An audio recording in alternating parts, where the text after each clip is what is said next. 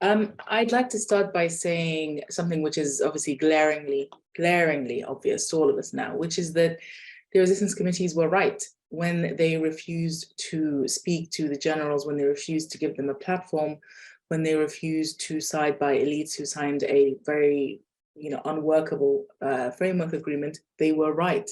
They were right precisely because they knew that the generals have being in a position to wage this war with full impunity, as the agreement implied, meant that this would hasten a civil war scenario, or at least a conflict scenario, which is what we have now. The resistance committees also know, to a great extent, that they are alone. They cannot rely on the Human Rights Council in Geneva, as Alex just said. They cannot rely on the region. We know that the Arab states, who have a lot of political and financial investments in Sudan, do not want democracy. They cannot even rely on the international actors who ostensibly do want democracy, and for whom it is most egregious that they have been ignored by. And so, where does that leave them? It leaves them as, the most important political engine in Sudan, previously for political reasons and now for humanitarian reasons. And they still do not have the requisite, they haven't earned the international support that allow them, for example, to be engaged in some way or another in formal mediations. We have seen them come at a distant last when discussions around including civilians have taken place. The Jeddah talks, which to me are nothing to write home about, have more than anything entrenched the view that the generals could be legitimate actors. And as Alex said, they are officially, or they have become in many ways so illegitimate as to be seen as non-state actors. And yet we're still seeing that the international community is preferring to speak to them, is preferring to legitimize their positions, much as it did during the coup, much as it did afterwards, much as it did through various atrocities, and Willow has charted for us very well that history of impunity domestically, but of course that is very much fitting into an international framework of impunity. And as Aneta, highlighted, there are also various ways in which the international community's financial transactions with the generals and with the military project in general in Sudan have been allowed to continue. And all of these different sort of aspects of engagements in Sudan completely miss where the real politics in Sudan is happening. And this is small p politics of organizing and giving community support, not just in wartime, but also before. But it also misses the extent to which resistance committees can play a part in big P politics. It's not that resistance committees are not, just not understood by the international community, is that there has been a willful ignorance around the resistance committees and trying to understand not just how they work, but to work with them on their terms. That has always been a central challenge in the engagement with these resistance committees, but they have persevered regardless. So what do I mean by that? On the political front, the head of the UN mission in Sudan had been tasked with engaging with the resistance committees as a political bloc, or at least as a political constituency. They had agreed and said that because of the way we work, we have maximum transparency where we can, and we would like to have these meetings out in the open, where our members can also join in, or at least listen in on what is being said. The UN abjectly refused and didn't really bother to engage with the resistance committees very meaningfully after that.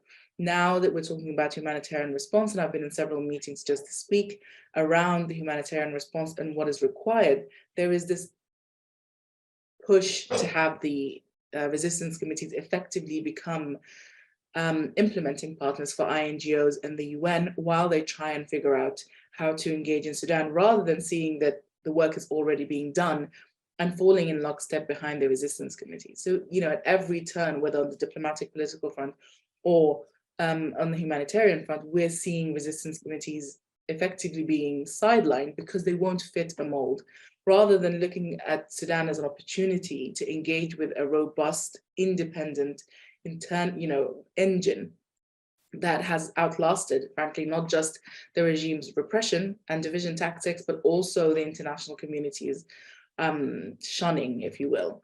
And I think, going back to what Justin was saying, that the resistance committees need to be studied, they absolutely do, but they need to be engaged more than anything. They need to be studied for the sake of being engaged, and politically so, not just for the sake of saying that we kind of now understand these bodies. What is the point of understanding them if they're not engaged on their terms? Unfortunately, what we're seeing from the various mediation platforms, Jeddah for now, but also the upcoming mediation platform, IGAD, etc., there's not as much of a emphasis or focus on engaging not just resistance committees, but youth groups, civil society groups, unions, etc., some of whom are elected bodies, and so absolutely deserve a seat at the table based on international rubrics of representation, etc. And we're not seeing any of that. Alex mentioned last week's Human Rights Council vote that took place on the same day as the Juba mediation agreement on humanitarian corridors. I would say that's a dark day for international engagement. We saw failures on both those fronts. Yes, the Human Rights Council document or the vote passed, but it was a very weak document. There weren't really the monitoring mechanisms that we needed to see. As Alex said, the Sudan Armed Forces representative was allowed to represent the government of Sudan, even though the Sudan Armed Forces and the Rapid Support Forces have effectively made themselves completely illegitimate as political actors. And at the same time in Jeddah, we saw them effectively being rubber stamped as official and, more importantly, legitimate combatants in this war.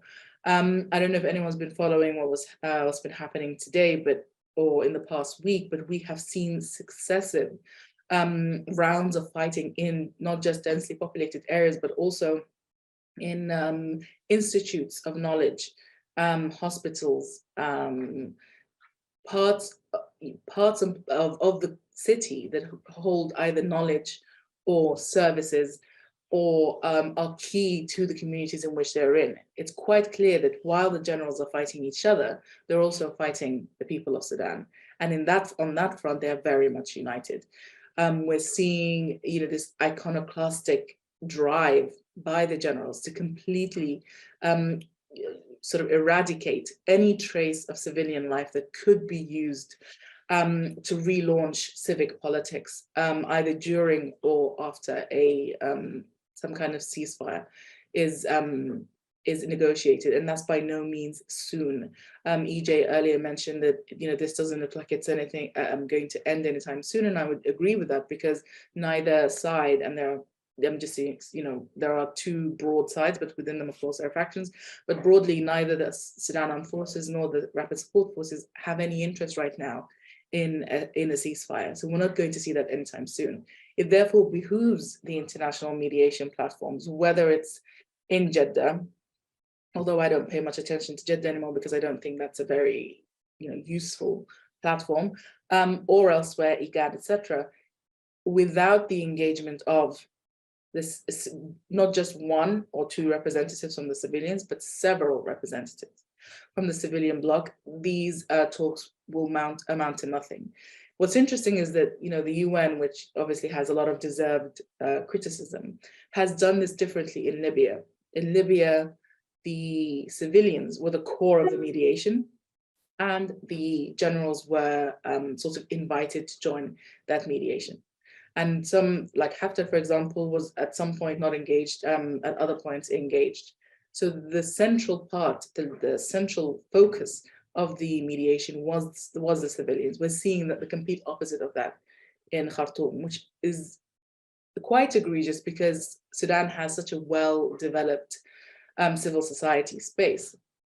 So, the question is not just how do we engage the civilians? How do we get away from the political decisions that keep them at bay? Because at this point, it's no longer accidental. At this point, choices are being made about who to include and who to exclude, both by the international community and by the elites in Khartoum. And frankly, because, as I said earlier, the resistance committees were right all along, it's criminal that they are not engaged. It's criminal that what they foresaw has not earned them a seat at the table. Now, what does that look like? The answer is they need to decide. Do they want to engage with these platforms? And if so, how? That is the starting point of engaging the civilians. It is not, speaking to the generals, then handpicking civilians from the Sudanese political elite and just tacking them onto whatever's been agreed. We saw that with the framework agreement. That framework agreement in many ways led us to where we are, in the way that we are, in the way that the conflict broke out. I reject the kind of analysis that says, the generals have always had these disagreements between them, and so this fight was inevitable at the end. Yes, this fight was in many ways inevitable. Yes, the generals have always had these problems between them. Why did the conflict start when it started, in the way that it started, if not for the framework agreement? And yet what we're seeing now is efforts, the beginnings of efforts to revive that framework agreement, which not only are frankly unworkable, and the proof is in the pudding, but very much centered the generals at the expense of broad civilian coalitions. So I think we need to completely upend the thinking that the international community has had thus far, and for the past 4 years, not even in the past year, and start from a position of how do we make the civilians central to any discussion on resolving this crisis? How do we engage as many civilians as possible and actually embrace the diversity rather than asking them all to read from the same hymn sheet? That is not what plurality is about. We want to embrace as much as possible the diverging views of the civilians rather than getting them all to sign on to a very narrow set of agenda items. With just my last point, we're talking about state collapse here, more than just the issue of a war in Khartoum and in Darfur. The Sudanese state has been centralized for so long that frankly it cannot take Khartoum being the center of fighting for an extended period of time. Everything is reliant on Khartoum, and making Port Sudan the administrative capital for a few months probably won't bring about the same kind of results that are desired. So this requires, I think, the one very thin silver lining is that actually this is an opportunity to do things differently, and not seizing that opportunity to make political actors, civilian political actors, take center stage, to ensure that military actors are treated with, frankly, the legitimacy they deserve. I think that's something that will set Sudan up for effectively more and more of these conflicts as time goes by, rather than a reset of the Sudanese state and the way that it has done politics, is the way that it has run the economy, and the way that it has engaged with civilian political constituents. Thank you.